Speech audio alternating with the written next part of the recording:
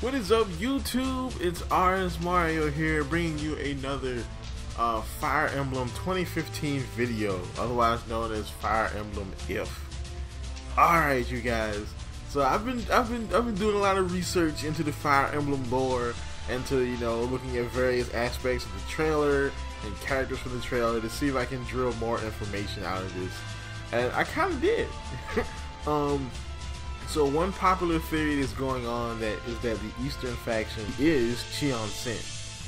Now I kind of like that theory. It's you can see like a lot of the people from Qianxin. If you played Fire Emblem Awakening and got pretty much through the game, Qianxin does play a pretty big role in the story, and it is very Asian inspired. The wiki says that the culture is very Japanese inspired culture, which is interesting.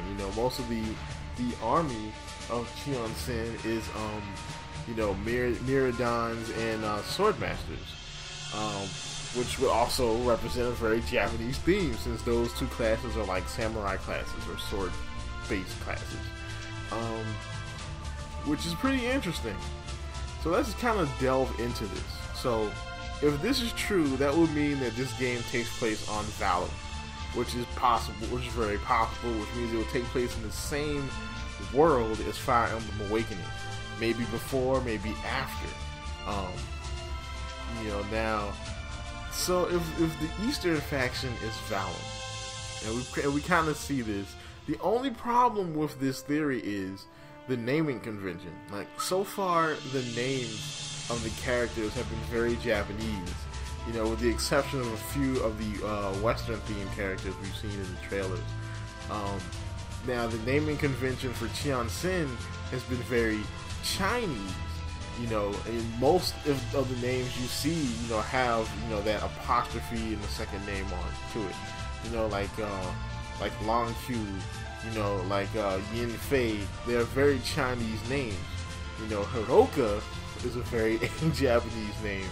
But they could definitely retcon that if they wanted to, or just simply change it.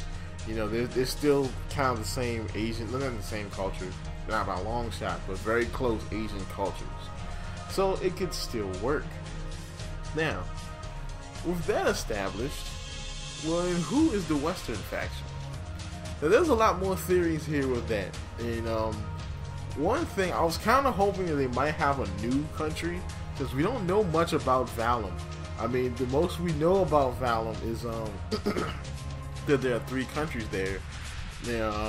One being Valum, one being Qianxin, and the other one being Roseanne. The most information we know about Valum is the events that take place in Fire Emblem Gaiden, which is basically, I guess, kind of like the birth of Valum as a country, I guess. So maybe they would, further explore, Valum, and to see if there's more countries there, because it is a pretty big continent. It could be more than 3 countries there. Or, the enemy is Valum, like in Fire Emblem Awakening. But, we know before Willord takes over Valum, we know that Valum is a very small, kind of nondescript country. So then, that only leaves Roseanne, basically. And there's actually some pretty good arguments to Roseanne being the Western faction. One, Roseanne seems to be a very French-like name. It's a very French, European-style name. We know Varian comes from Roseanne, and that's also another French name. And he also has a very, French, old European, type of style with his clothes as well. Also, if you look at the knights,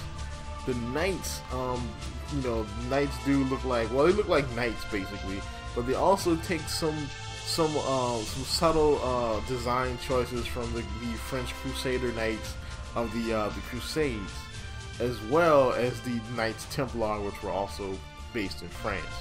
But one big thing, I guess you could really say, that connects us to France, it could be big, it may not be big, but the playing card motif, which has been yet unexplained as to why, it seems like there is playing card symbols on the Western, faction's armor, at least the good Western faction's armor.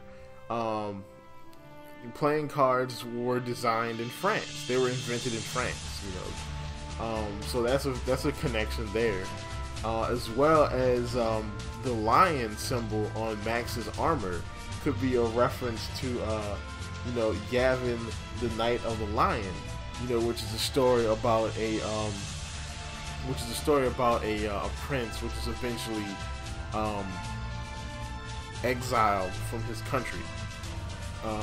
He has to basically win his way back into his own castle, basically. And another connection with France we have is a pretty surprising one, and that is the Mouth of Truth. The Mouth of Truth is more of a Roman or Italian influenced artifact, but there is 2 replicas of the Mouth of Truth in France.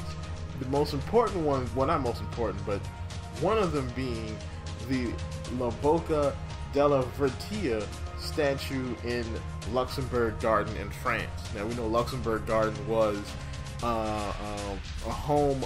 Luxembourg was a home of many French royals. So, you know, we know that, you know, that location is significant to France. Another connection isn't even really in the Fire Emblem game at all, and it's more in some of Nintendo's, some of the things they've been doing lately is they've been having a lot of games that have been influenced by, you know, French, have French influences. Like, for instance, Pokemon X and Y. You know, they already said that Kalos region was based off of France. You know, so this could be kind of a thing for Nintendo now, basing things off of the French European region. So, that's about it for this video. You know, so it looks like, you know, that would be a pretty interesting war right there. You know, that Roseanne versus, say, you know, Qian Sin. You know, it'll be pretty interesting to go back to Valum. You know, since technically I don't believe that their game has taken place on that continent since Fire Emblem Gaiden. So that will be pretty interesting too. So, thank you guys for making this series. This is a very popular series on the channel. Like, the second video I did for this series actually hit like 1,000 views a couple days ago. So thank you guys for that. You know, welcome to all the new subscribers. I got a few more subscribers over the past, I guess, week or so.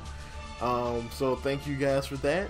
Like, comment, subscribe, and as always, keep it real.